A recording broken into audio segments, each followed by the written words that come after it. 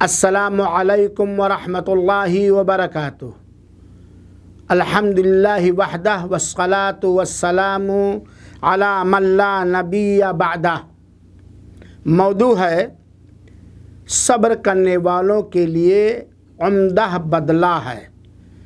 मेरे भाइयों और साथियों, हमें ये बात अच्छी तरह जान लेनी चाहिए कि सब्र करने वालों के किए गए अमाल का सबसे अहसन, अफदल, उम्दा, अनोखा और निराला बदला देने का अल्लाह ताला ने सूरह नहल की आयत नंबर 96 के अंदर किया है।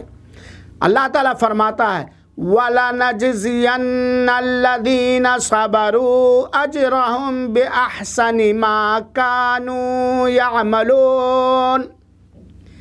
हम सब्र करने वालों को उनके किए गए अमाल का बेहतर से बेहतर अजर और बदला देंगे। अल्लाह ताला हमें उन लोगों में से बनाए जिनके लिए अल्लाह ताला ने उनके आमाल के अच्छे से अच्छे अंदाज में बदला देने का वादा फरमाया है। आमीन। वस्सलामु अलैकुम वरहमतुल्लाहि वबरकातुहू।